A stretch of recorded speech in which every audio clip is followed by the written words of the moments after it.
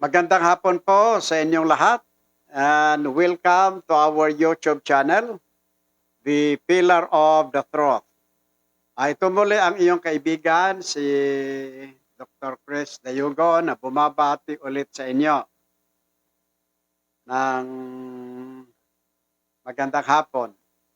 At ako'y nagpapasalamat sa pagkakataon na ito na nabigyan tayo muli ng opportunity para i-discuss natin ang mga mahalagang bagay. Meron pong suggestion dito. Parang question and suggestion in nature. Sir, nabasa ko kasi ang isang article na ang pagtuturo o kaya eternal security doctrine or salvation, nabasa ko kasi ang isang article na nagsasabi na ang save is always saved ay demonic doctrine. Okay, ulitin ko.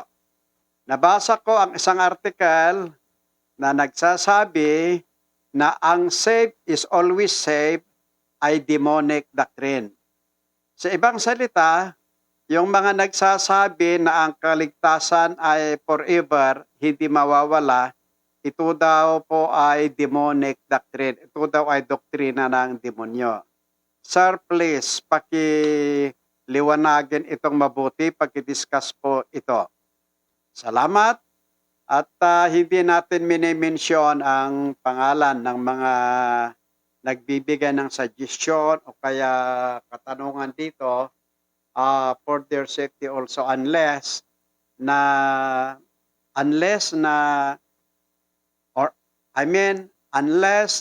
magbigay sila ng consent na pwede nating sabihin ang kanilang pangalan. Okay, ganito po. Yung save is always save, ibang term, ginagamit kasi ito ng iba, parang description doon sa doktrina ni eternal security. Ito po isang doktrinal. Kaya nga lang,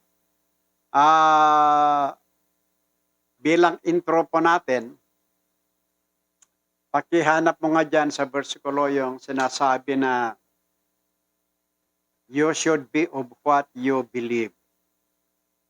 Kung ano yung paniniwala mo, yun ang mangyayari sa iyo. Okay.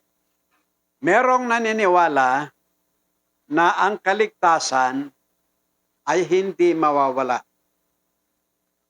Marami din naman nang naniniwala na ang kaligtasan mawawala. Marami ring naniniwala na hindi mo alam kung ikaw ay ligtas ka, malalaman mo lang ito pag ikaw ay na sa langit na. So ito po yung differences or different doctrines and views. Dito po sa ating programa, maingat po tayo na magbigay ng conclusion na hindi batay sa salita ng Diyos. Wala tayong pinopromote na religion dito at wala tayong religion na sinisira dito. Ang pinopromote lang natin katotohanan at ang kinikriticize lang natin, dinidisprove natin ay yung maling turo. Okay. Save is always save. Sa ibang salita naman, salvation would be eternal. It cannot be lost. Ito daw ay demonic doctrine. Totoo ba o hindi? Okay, tingnan nga natin. May naniniwala na hindi mawawala at may naniniwala na mawawala. At bilang intro, tignan nga muna natin yung sinasabi ng Biblia na kung ano ang paniniwala mo, yun ang mangyayari sa iyo. Kasi ang kaligtasan nga naman ay talagang batay lang sa pananampalataya, hindi po sa good works. So kapag sinabi nating paniniwala, o kaya sa pananampalataya, siyempre kung anong pinapaniwalaan mo, ay yun ang mangyari sa iyo. Kasi I repeat, ang key, ang susi ng kaligtasan ay faith.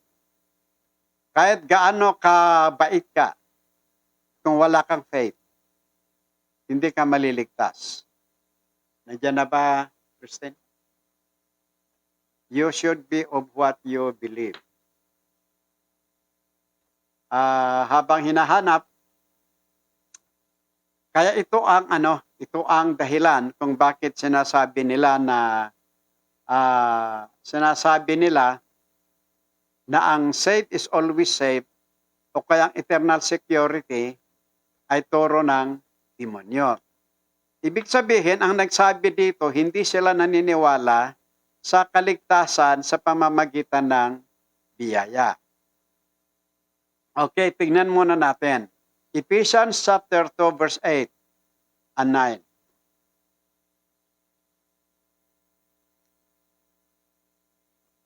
O, tignan natin. For by grace are ye saved through faith, and that not of yourselves, it is the gift of God. Not of works, lest any man should boast. Ilang beses po nating na-discuss ito at paulit-ulit natin itong dinidiscuss. Pero siyempre, wala namang masama na uulitin natin anytime na may humihingi ng clarification. Ibalik mo nga sa verse 8. Ganito kasi ang pag-interpret ng Biblia. Kapag ang pinag-uusapan natin ay kaligtasan, mag-focus muna tayo doon sa versikulo na nagsasabi tungkol sa kaligtasan. Ang pinaka-main text ng kaligtasan ay sa Ephesians chapter 2, 8 and 9. Tingnan ninyo For by grace are ye saved through faith, and that not of yourselves, it is the gift of God. Anong ibig sabihin yan? Sa pamamagitan ng biyaya ng Diyos at sa pananampalataya, kayo ay iniligtas, hindi sa inyong sarili, hindi dahil sa inyong sarili. Very, very clear ito. Ano bang ibig sabihin ng grace? Punta kayo sa mga dictionaries, mga simple, nakaulog ganyan. Pag sinabi mong grace, ibig sabihin, biyaya. Hindi ito reward. Hindi ito pinaghirapan. Siyempre, ang sabi ng Biblia, kung ano yung kaligtasan, gift. Pero ang pinag-usapan natin yung grace. Ang ibig sabihin ng grace, biyaya. Hindi binayaran, hindi pinaghirapan, hindi pinagtrabahuan. Ito ay regalo. Sa ibang salita, ang ibig sabihin ng grace, unmerited favor. Halimbawa, hindi natin deserve ang kaligtasan. We do not deserve that kasi kung tutuusin nga, hindi tayo karapat-dapat sa kaligtasan dahil tayo ay nagkasala. Pero dahil sa biyaya ng Diyos, ginawa niya na ang kaligtasan regalo. Kaya inuulit ko, ang kaligtasan ayon sa Ephesians chapter 2, 8 and 9, Ephesians chapter 2, verses 8 and 9, mas maliwanag pa sa liwanag ng araw. Very, very clear. Tingnan ninyong mabuti. Ang mga iba kasi, hindi nila ito maunawaan kasi ito ang sa utak nila ganito.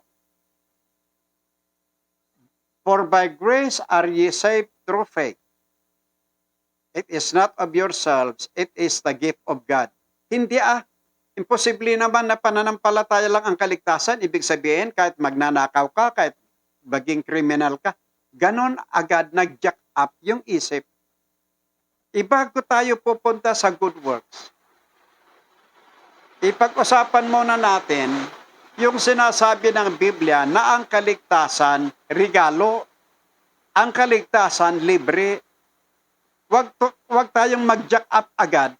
Ibig mong sabihin, kung pananampalataya lang, kahit na nagnanakaw ka, pumapatay ka, ligtas ka pa rin. Kaya kahit anong gawin natin, kahit na pagpapaliwanag, kung ang isip ninyo ay nagja-jack up, wala tayong magawa. Alam niyo ba na ang tunay na interpretasyon ay unawain kung ano ang sinasabi ng Biblia? Hindi natin pwedeng balusingsingin yan, hindi natin pwedeng baguhin yan.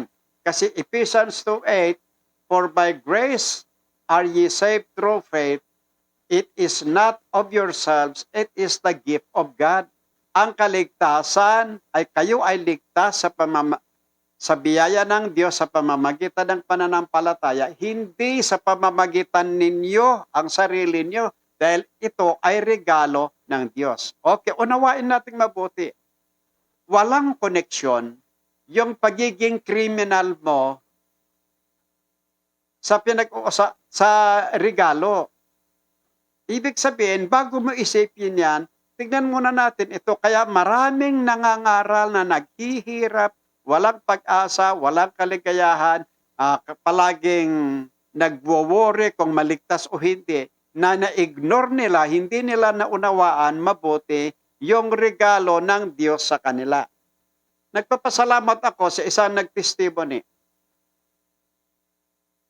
Akala ko ipagtrabahuan ko ang kaligtasan. Araw-araw ako umiiyak. Baka dumating ang rapture, hindi ako maligtas. Pinipilit ko na magpakabanal at sinasabi sa tao, kailangan tayo maging banal para baligtas tayo. Pero hindi ko alam, hindi ko naunawaan na ang kaligtasan pala ibinigay ng Diyos na biyaya at wala tayong dapat katakutan. O tama yun. Ayawan ko kung ano pang paliwanag dito. Inuulit ko, ang kaligtasan, biyaya ng Diyos. Hindi mo pinagtrabahuan yan, hindi bata sa perfeksyon, hindi dahil sa trabaho natin, kundi ito ay regalo. Pag sinabing regalo, ang kaligtasan, ang ibig sabihin yan, hindi natin pinagtrabahuan. Kaya nga sabi ko kanina, yung salitang grace, unmerited favor.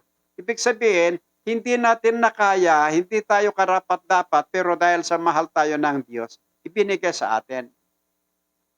At maliwanag din sa bersikulo dito, bukod sa ang kaligtasan regalo ng Diyos, ito ay makakamtan lamang sa pamamagitan ng pananampalataya lamang. Very, very clear. Mas maliwanag pa sa liwanag ng araw. Tignan natin yung verse 9. Not of works, lest any man should boast. Okay, ito na.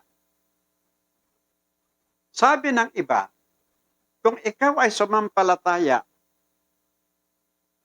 at hindi ka gumawa ng mabuti, mawawala ang kaligtasan mo.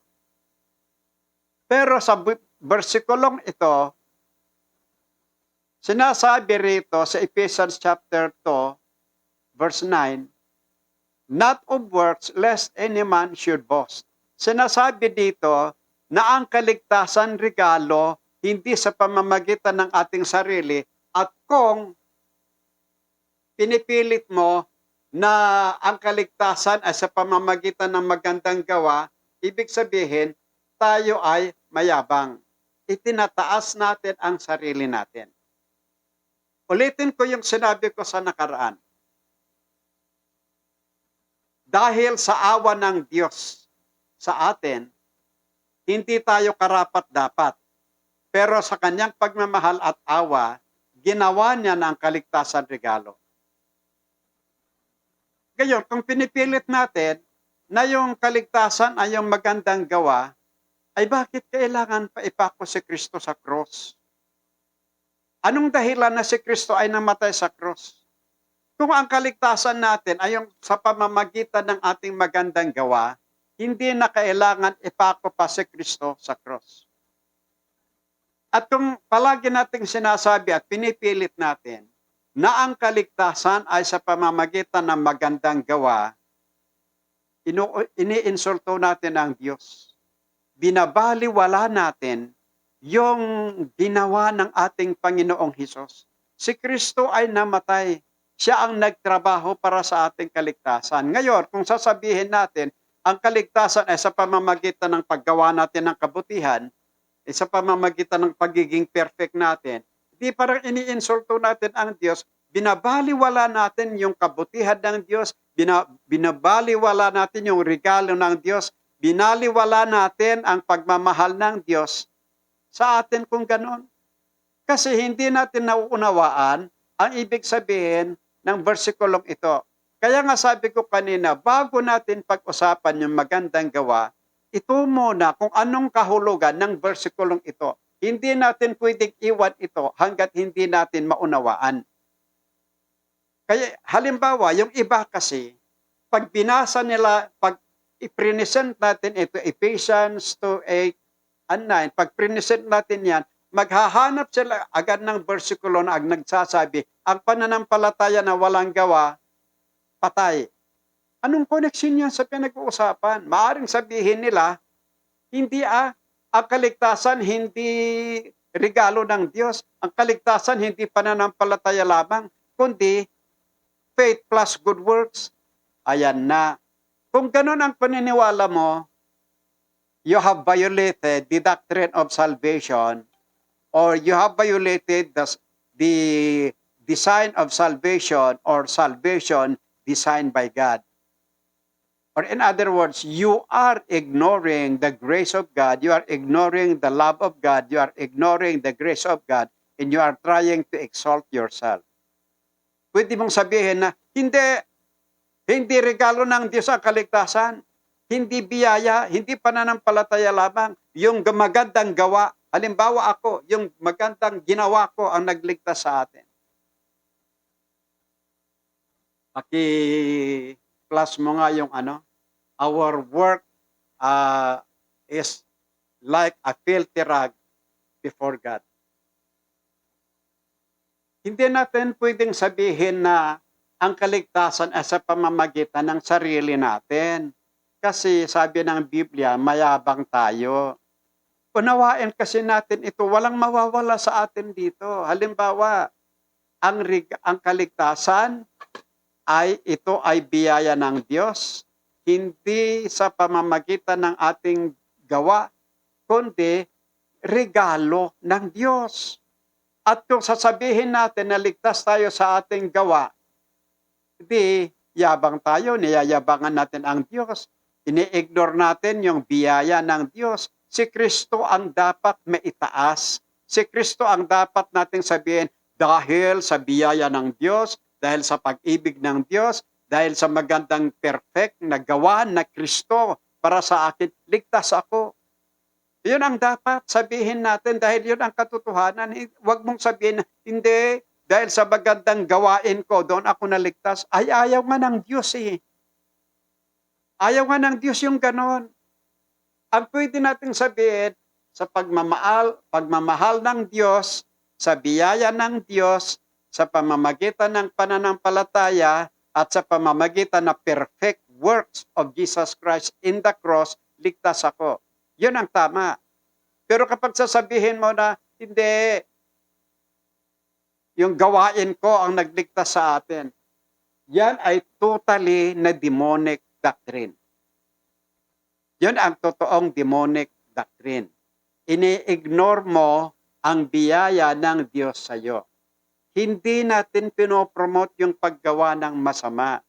Ang pinopromote muna natin dito, yung nature ng kaligtasan, para hindi ma-insulto ang Diyos. Siyempre, kilalanin mo yung paniniwala natin na ang kaligtasan ay sa pamamagitan ng pananampalataya, yan ay regalo ng Diyos. Ibig sabihin, rini-recognize natin. Ibig sabihin, ano bang sa ibang salita? Ino-honor natin yung ginawa ng ating Panginoong Hesus dito. Ang tinataas natin, Diyos, ang tinataas natin si Kristo dahil siya ay namatay sa cross. ay very, very clear naman ang sinasabi ng Ephesians 2:8, hindi sa ating sarili, sa ibang gawa, sa ibang salita, hindi sa ating gawa. Lalo na sa verse 9, hindi sa ating ginawa, at wag nating sasabihin na kaligtasan ay sa ating gawa dahil isang kayabangan ito. Hindi natin rini-recognize, hindi natin kinikilala yung pagkamatay ni Kristo sa cross, hindi natin kinikilala yung perfect works of Jesus Christ in the cross. Kung ang kaligtasan ay sa pamamagitan ng gawa natin, ay hindi na dapat mamatay si Kristo sa cross. Gagawa na lang tayo ng mabuti, magpatuloy na lang tayo. Kung sino yung maka-perfect, yun ang maliligtas. Salamat nga sa Panginoon, hindi niya sinundan yung nasa otak natin, nasa otak ng iba, na ang kaligtasan ay sa pamamagitan ng gawa. Alam nyo, gaano ka man kabait, ano man ang ginagawa mo, gaano man kalaki ang ginawa mo, at sasabihin mo na sa ang gawa mo, yan po ay kaligtasan mo. Ito ang sinasabi ng Diyos. Isaiah chapter 64 in verse 6. Paki-plus mo nga. Okay.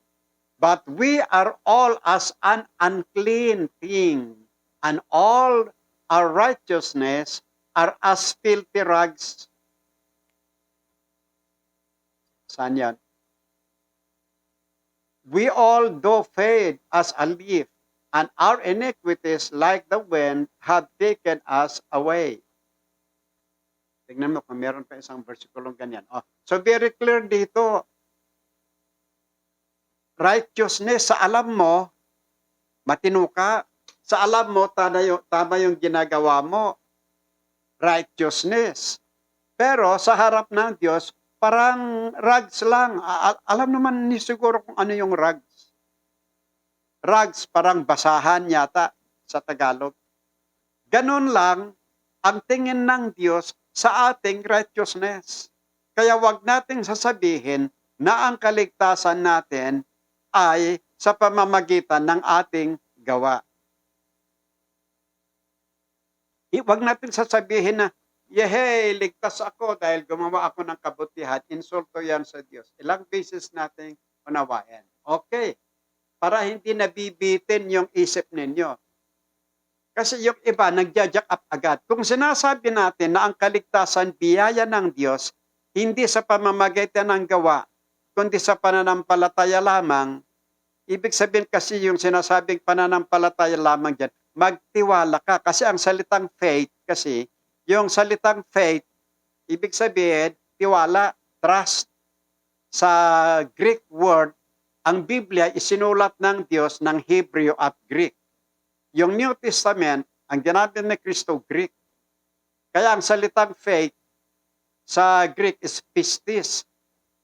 Sa English, sa King James Version, faith. Pero maraming kahulugan yung salitang Greek kasi malawak kasi ang Greek na salita kaysa English. Pistis, ibig sabihin, confidence, pananampalataya, pag-asa. Yan ang ibig sabihin. Kaya ibig sabihin sa pananampalataya lamang, sa pamamagitan ng pagtiwala mo sa Diyos, sa pamamagitan ng pag-asa mo sa Kanya, o kaya tiwala mo sa Kanya, maligtas ka, hindi sa gawa. O ano tuloy, ang sabi ng Isaiah, yung kabutihan natin ay parang basahan lang yan, kaya wag natin ipagmalaki yung kabutihan natin at sasabihin natin na tayo ay ligtas sa pamamagitan ng kabutihan natin dahil ito po ang turo ng demonyo. Gusto ng demonyo na mawalan tayo ng tiwala sa Diyos. Gusto ng demonyo na mahirapan tayo. Gusto ng Diyos na hindi tayo masaya. Kasi alam mo, kung alam mo at naniniwala ka doon sa Ephesians chapter 2, 8 and 9 na ang kaligtasan biyaya ng Diyos. Unang-una, pag tinanggap mo si Kristo bilang Panginoon at tagapagligtas mo, alam mo na ligtas ka na. Hindi sa gawain. Dahil doon, magkakaroon ka ng pag-asa, magkakaroon ka ng joy. Mawawala na yung takot mo, yung wala kang ibang inisip, kundi yung kadakilahan ng Diyos sa iyo, yung biyaya ng Diyos sa iyo. na hindi yung gawain ang dahilan ng kaligtasan mo. Kung gawain ng kaligtasan, hindi dapat ipako si Kristo, paulit-ulit natin na sinasabi yan. At bakit yung tulisan? Bakit sa iligtas? Hindi, kasi exceptional lang yung tulisan na yan. Exception lang kasi wala na siyang time na gumawa. Meron ba exception? Ang doktrina ng Diyos, doktrina ng Biblia, ng kaligtasan, biyaya, walang exception. Kahit sino ka, isa ang uri ng kaligtasan o kaya nature ng kaligtasan, biyaya ng Diyos. Kaya yung kaligtasan ng tulisan na ito, doon yung isa nagpapatunay na ang kaligtasan natin, biyaya, hindi sa gawa. Hindi ko sinasabi na masama yung gumawa na walang value ng paggawa ng kabutihan. Pero kapag sasabihin mo, nagagawa ka ng kabutihan para maligtas ka, no value yan. Mamaya i-discuss natin yan dahil hindi natin iwan muna yung kahulugan na sinasabi ng Ephesians 2:8 and 9 na ang kaligtasan biyaya. Hindi pa natin maunawaan yung biyaya. Well, may mga nangangaral na nagsasabi ng kaligtasan sa pamamagitan ng biyaya lamang o kaya pananampalataya lamang. Yung hindi naniniwala dito, yan ang demonic. Kasi ayaw ng diablo na maging masaya po tayo. Kaya, okay. Ang dahilan na hindi naniniwala ang mga tao sa eternal security o kaya sa saved is always saved ay dahil sa ang paniniwala nila, ang kaligtasan ay sa pamamagitan ng magandang gawa. Pero very clear naman, Isaiah 64:6, na ang sarili nating gawa sa harap ng Diyos ay parang filthy rags lang. Ganon pa man, para hindi tayo mabitin, well, ang kaligtasan, sabi ko, libre. Pero, matapos na ikaw ay maligtas, matapos na ikaw ay tumanggap sa Panginoon, halimbawa, gaano man kalaki ang kasalanan mo, sumampalataya ka sa Diyos, tinanggap mo si Kristo, dahil ang kaligtasan ay biyaya, iniligtas ka ng Diyos. So na ngayon, dahil ikaw ay iniligtas ng Diyos, hindi naman kasi lahat ng nagsasabing sumampalataya sa Diyos ay totoo. Hindi naman kasi lahat ng nagsabing tumanggap sa Panginoon ay totoo. Kahit sasabihin natin na ang kaligtasan ay sa pamamagitan ng pananampalataya lamang, kahit sinasabi natin na ang kaligtasan ay regalo lamang, ang problema, baka naman yung mga taong sumampalataya ay iba. O kaya ang ibig kong sabihin, baka naman yung iba hindi sincere, hindi totoo, hindi maliwanag yung kanilang pananampalataya. Kasi totoo na ang kaligtasan ay sa pamamagitan ng pananampalataya at ito ay regalo ng Diyos, hindi natin ipagtrabahuan. Pero kailangan natin yung totoong pananampalataya. Kasi yung totoong pananampalataya lamang ang talagang nagliligtas. The saving faith is a genuine faith. Kung ano yung faith na nakakaligtas, ito yung totoo. Kasi maraming tumatanggap sa Panginoon, pero hindi ka sigurado kung totoo yan o hindi. Sila ang nakakaalam. Halimbawa ikaw, kung tumanggap ka, ikaw ang nakakaalam kung totoo. Ngayon, kapag ikaw ay iniligtas ng Panginoon, kasi ang programa ng Diyos, maganda eh. Ang unang programa ng Diyos, ililigtas ka sa pamamagitan ng biyaya, ibibigyan niya yung libreng kaligtasan sa iyo, sa atin, dahil sa pananampalataya natin.